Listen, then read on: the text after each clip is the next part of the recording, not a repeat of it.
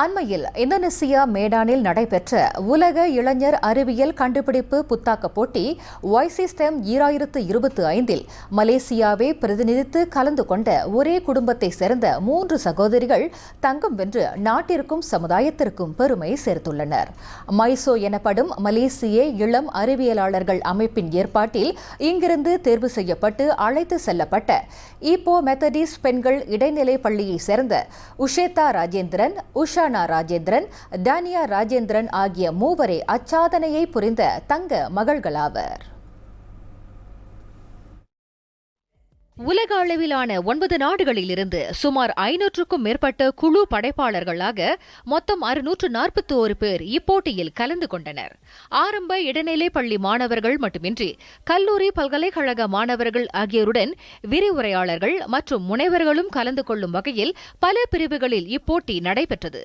அதில் Ayodhya smart solar powered methane gas detector என்ற தலைப்பில் தமது மகள்கள் மேற்கொண்ட புத்தாக்க கண்டுபிடிப்பு குறித்து விவரிக்கிறார் அவர்கள் தந்தை ராஜேந்திரன்.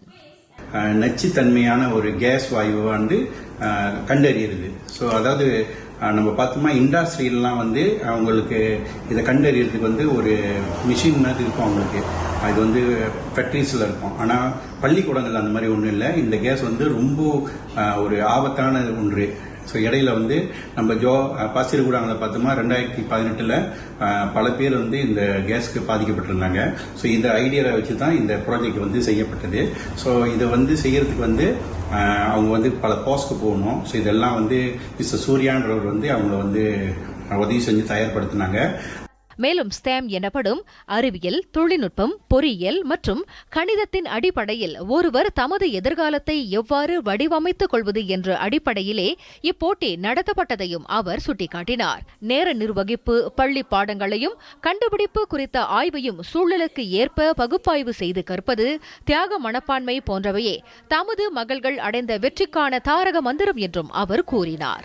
ஏற்கனவே லண்டன், இத்தாலி போன்ற வெளிநாடுகளில் நடைபெற்ற பல போட்டிகளில் தமது பிள்ளைகள் கலந்து சாதனை படைத்திருந்ததாக நினைவு கூர்ந்த ராஜேந்திரன், வெளிநாட்டில் நடைபெறும் இத்தகைய போட்டிகளில் மலேசியாவை சேர்ந்த இந்திய மாணவர்கள் அதிக அளவில் கலந்து கொள்ள வேண்டும் என்று கேட்டுக்கொண்டார்.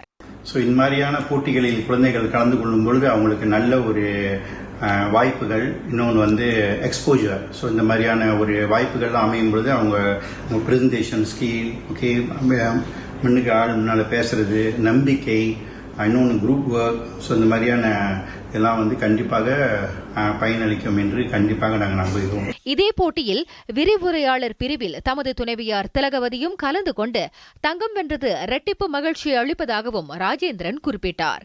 சிறு வயது முதலே அம்மாணவிகளின் திறமை பட்டை தீட்டப்பட்டு வருவதாக கூறுகிறார் அவர்களின் கண்காணிப்பாளரான சூரிய பிரகாஷ் விஜய சூர்யா. சிறு வயதில் இருந்து இவங்க இந்த students coding, artificial intelligence, robotics, engineering design இது எல்லாத்தையும் கற்றுக்கிட்டு நிறைய திறமைகளை வளர்த்து இதனால தான் அவங்க நிறைய விஷயத்தில் அச்சீவ் பண்ண முடிந்தது. இதனிடையே இப்போ சென்ட் மைக்கேல் இடைநிலை பள்ளியை சேர்ந்த மற்றொரு மாணவரான ஷாமலன் சத்யசீலனும் இப்போட்டியில் கலந்து ஸ்மார்ட் இரிகேஷன் சிஸ்டம் என்ற தலைப்பில் ஒரு படைப்பை படைத்து அதற்காக தங்கமும் சிறப்பு நிலைத்தன்மை விருதையும் வென்றிருந்தார்.